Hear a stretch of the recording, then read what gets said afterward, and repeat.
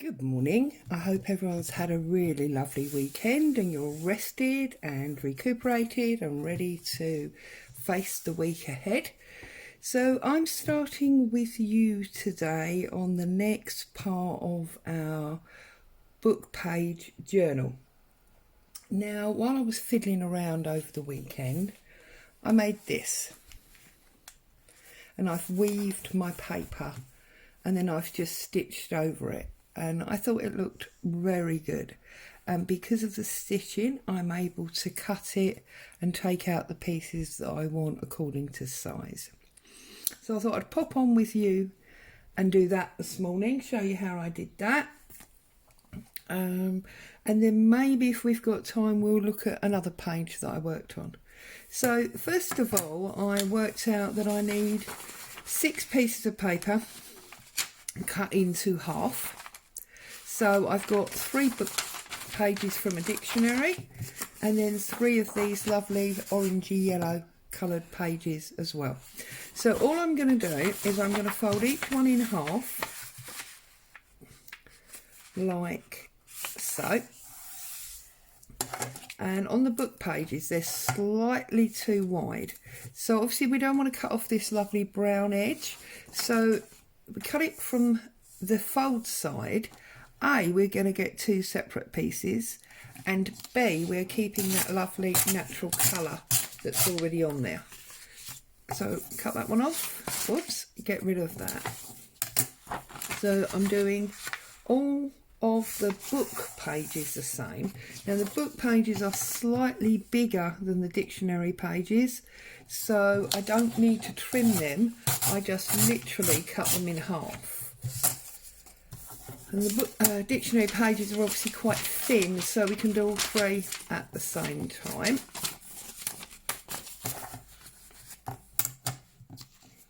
Line them up, that's better. And just ripping down the middle. Now, you're going to need a backing sheet for this.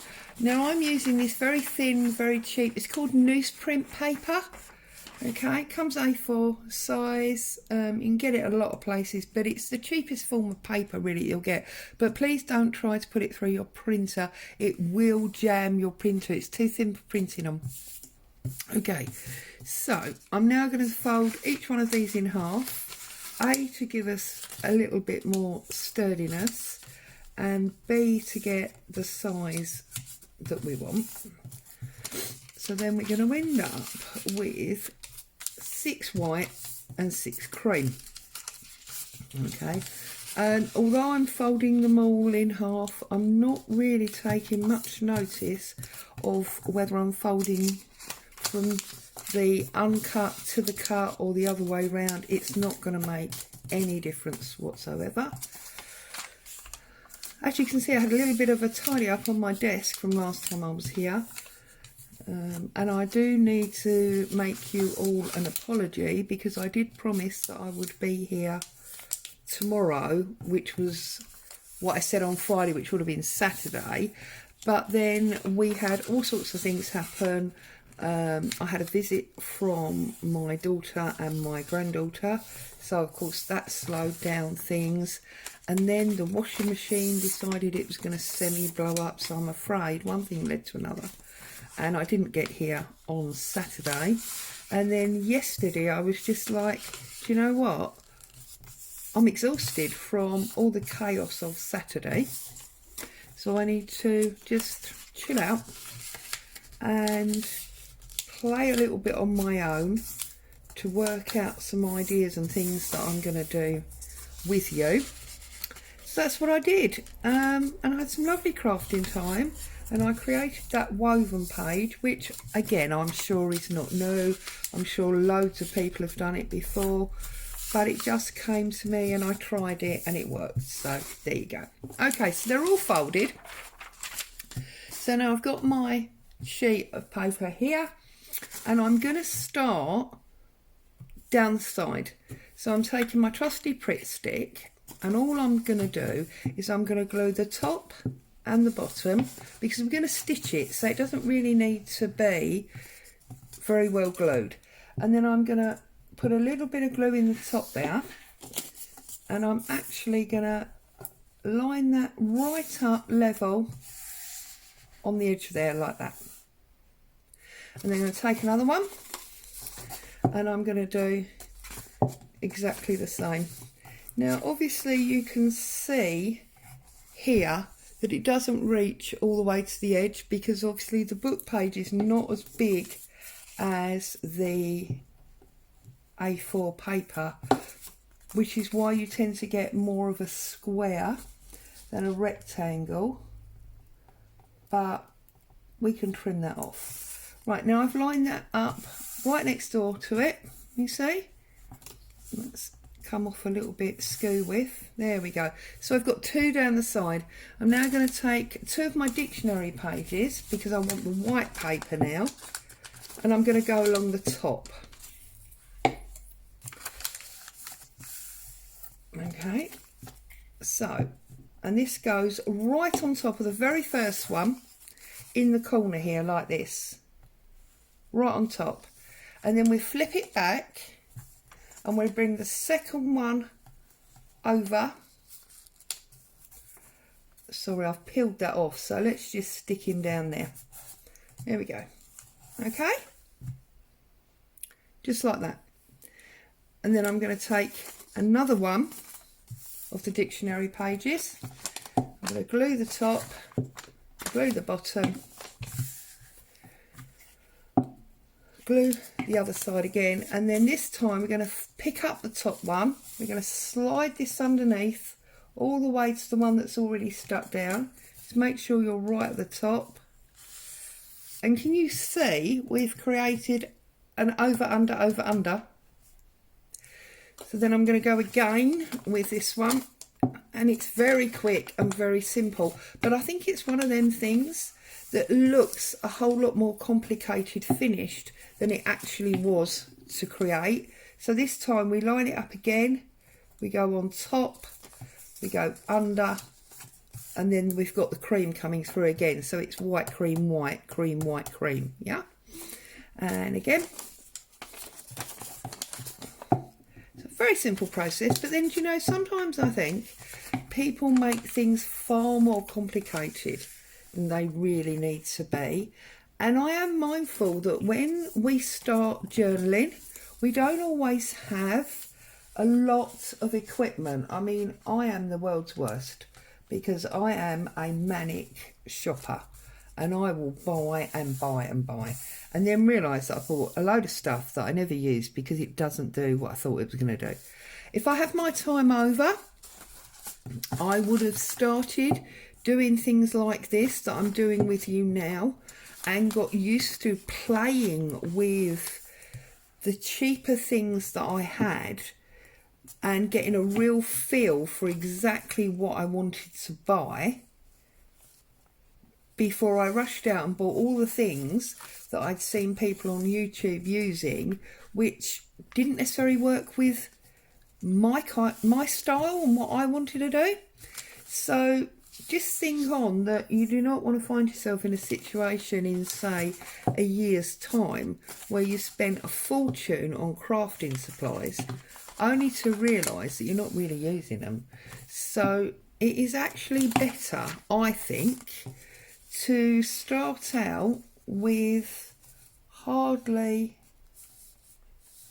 anything, build your style, build your way of working, and then think about what you want to buy and what's going to be best for you. You can see I've got the squares left there. I'm not putting another dictionary page, and you'll see why when we get to the end. So now I'm going to do all the yellowy book pages in exactly the same way that we did the dictionary page. Okay, now this time obviously we're going down the side. Now that's on top, so this one wants to go underneath. And to be honest with you, I found that remembering whether to go over or under was technically, and then look, we can just weave this across, was technically the hardest bit of this. See, and just like that, it's in, instant. And then we'll do another one.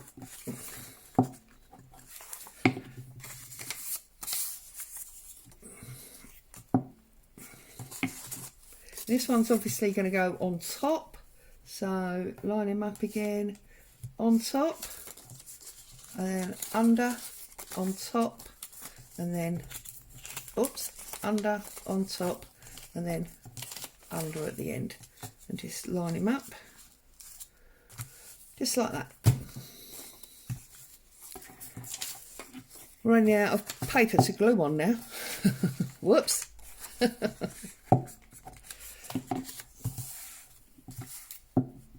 And then, whoops, I'm going to put him, this one, oh no, hang on, because this one's a bit crooked. Before we start messing with the new one, let's sort out the one that's already on there. It's a bit low. Oh well, it's handmade, isn't it? Can't be perfect. And then I'm going to lift this one up, line him up again. I mean, obviously, we're striving for something that's well made and pretty to the eye and, you know, aesthetically enjoyable, but it is handmade. And I do remember somebody saying to me quite some time ago that the beauty of something handmade is in its imperfections. Because when you make something by hand, no matter how hard you try, no matter how good you are, you will never make it absolutely perfect. But then you don't want that, because if it's absolutely perfect, it looks factory made. So that's not really what most crafters are striving for. Right, so I have now got all 6 of my cream and all 6 of my dictionary in, as you can see. So I'm just going to go along now and I'm going to glue this bottom edge like that, so that I can glue that one and I can glue that one, and then I can glue the next 2. We just want to hold them in place before it gets to our sewing machine. Now, I'm not going to put the sewing machine on with you today because A, it's very noisy, as you know, and can be quite annoying when you're watching a video, and B, you will know how to use a sewing machine. I mean, you don't need me to show you how to use a sewing machine. Obviously, you don't need to sew it on the sewing machine. If you didn't want to stitch it, or for some reason you don't like this stitched effect, then there is absolutely no reason that you couldn't glue the whole of your back page and both sides of your folded pieces together in order that it was all completely solid and glued and you didn't need to stitch it. I'm now obviously going down the side in exactly the same way I did the bottom, just to glue the end tabs down.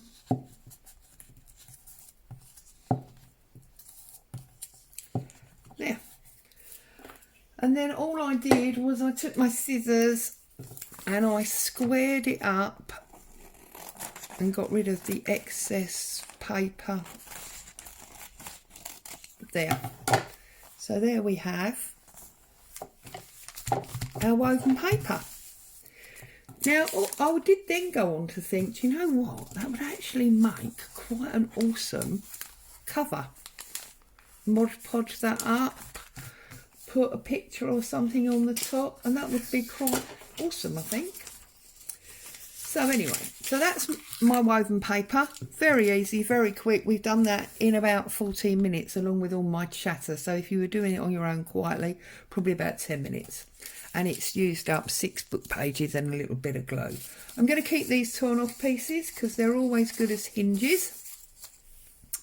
And then the second page that I did in our book was I'm not sure which one it's in now. Let me just double check. No, it's not that one. It wouldn't be, would it? Because we've got 2 signatures. I'm bound to pick up the wrong signature. Was this page. So what I did, let's take the envelope off because that's a bit irrelevant. I did a whole collage right across the double side because it's the 2 pages with the dictionary hinge. Did it right across. That actually made it slightly larger than an A4. Now, because all of these images are actually copyright free, I was able then to take a photocopy of my collage, which I can then use as a background paper for something else. So if you're working on collages and you are using old book pages, old music, copyright free images, then be sure to make sure that you do take a copy or a scan, because there's no reason you can't use that again. And also, of course, it's a constant reminder of your work. So I thought we'd do one of those, just because I need another one anyway. So we've got our dictionary page here. I'm just going to glue him up. I'm not too worried about the glue, because obviously we are going all the way over with our collage, so it's going to be super thick and super strong. And I have deliberately put this on upside down, she says. No, I did really, because I just think it adds another bit of interest. And bearing in mind we're going to be collaging and we're going at lots of different angles, I don't see why you would want it necessarily all square and perfect again. So then I've just opened him up, and I've brought along a doily and some ephemera, and I've got an image here, and I've got some brown paper, some music, photograph, postcard, and the remains of an old magazine. Now, these old magazines are actually brilliant, because at the back they always have, as you know, lots of wonderful adverts. We've got jam and a shoe, chocolates. But really, I think I want something smaller. See, now this one here, this one's actually got 4 on it. So if I pull this one out, we can use some of that one. So I'm just going to throw it all over there, and I'm just going to start where feels good. So I've got my tear ruler, and I think I'm going to start. Let's get rid of the second page, because we don't need that one. There's lots more on this one as well. I think I'm going to start with that hair. I like that image for Silvercrin shampoo, soapless shampoo apparently. So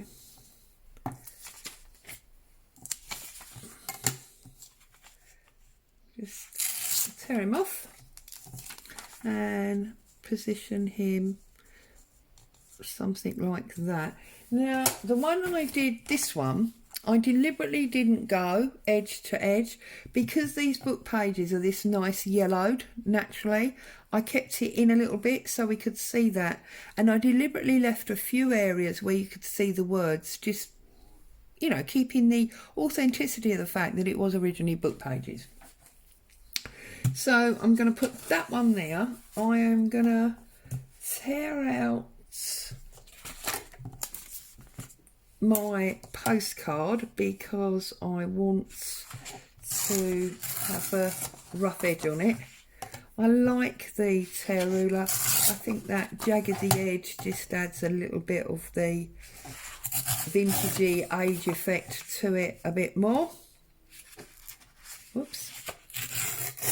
And then I'm going to do something that I do quite a lot when I'm using my tear ruler and I'm collaging, and I'm going to deliberately now tear it on the angle like that, because we can then put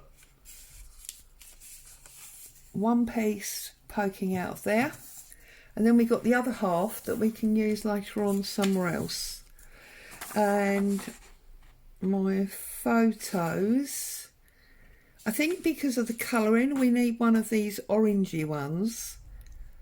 I think we'll go for the sisters. I don't know if they are sisters, I'm just saying that. They might just be friends or whatever, but let's go for these sisters.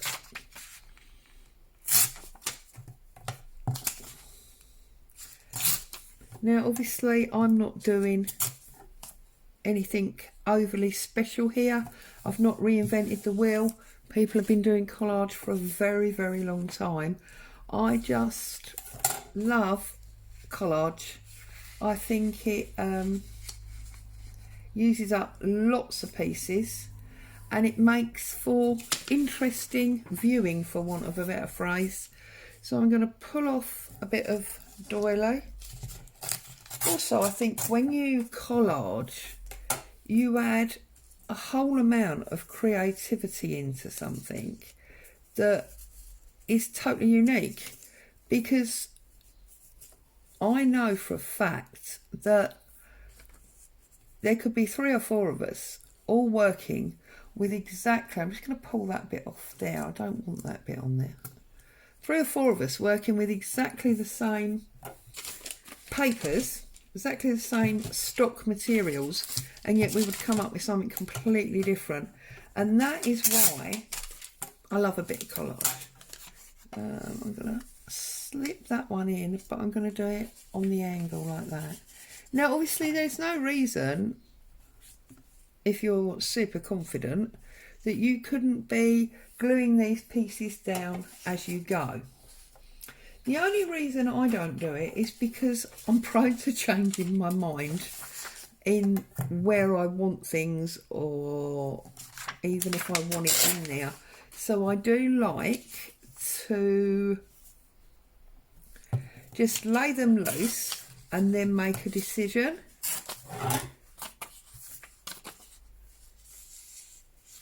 And I'm actually going to turn that upside down so that the edge is under there. And can you see how quickly this is growing? It doesn't take any time at all. I'm going to get my scissors out and I'm just going to fussy cut this one, because I don't want all that extra on the side. Now I don't know about you, but I usually like to fussy cut with small scissors. I've seen YouTube videos where people say use big scissors, it's so much easier. Well, for me, no it's not. I don't know who it was that decided that we should use big scissors for fussy cutting because it's easier, because I'm telling you, in my world it ain't. It certainly isn't. Okay, so where are we up to now? I think another piece of doily can go, let's do it, I'm going to do it on the angle here like this, almost like a triangle or a slice, or a slice of pie. And I'm just going to get that under that one there. And then I like to come back then and try and find the smaller ads. So that one.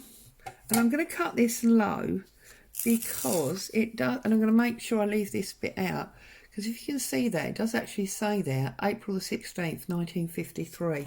So it dates the magazine for us. So I'm going to make sure that that stays visible.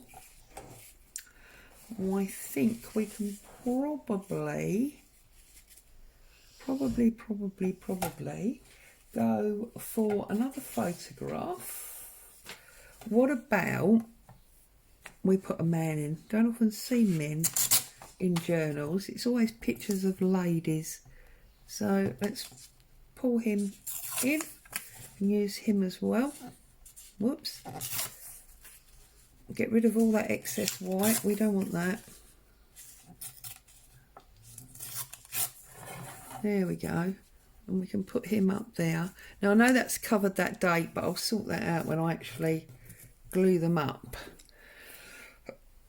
Excuse me. Now of course I've got a nice big area down the bottom here that I need to look at covering up. and it's starting, if we're not careful, to look a little bit samey. So I think I need another one of these like receipt type things. And hey presto, as if by magic, again making sure that it's a copyright image, a copyright free image, so, or a public domain image, whatever you want to say, so that you can photocopy it and get, you know, all the value out of the work that you've put in. So I'm going to cut it right at the end there, although often I would cut off all this part because there's nothing really interesting there, just the lines. So we cut it like that, and then we'll see whether we want to use the whole of the invoice, or maybe just the company details, or just some font there. And I'm thinking that maybe we'll go under the music paper, flick that doily round, and then look, I'll trim him off about there, and then it's covered quite a large area. So if I put my ruler about there, and that's covered a nice area there, and then we want one little bit there, which of course could be the second part of our postcard. So if we just tuck him under there like that and trim him up a bit more, then we've got, look at that, we've got our page done. So, a little bit of jiggery pokery, maybe turning things slightly on different angles, making sure this date comes out like that. Now we've lost her face, so maybe bring her down a little bit more and him over, you see. A little bit of jiggery pokey in the gluing down of it. And then I believe we've got a very nice page. Now I'm not going to bore you by making you sit and watch me pick it all up and glue it all back down. I'll show you it finished next time I come through. So here we are, still plodding through with our book page journal. I hope you're enjoying it. I see more and more of you are making comments. I hope you're crafting along and doing similar, using up your book page stashes. And obviously if you are, let me know. Give me a comment or post me a link to a picture of yours or a picture of yours so we can see how we're all bouncing off of these ideas. Have a great day, stay safe, and I'll see you very soon. Bye.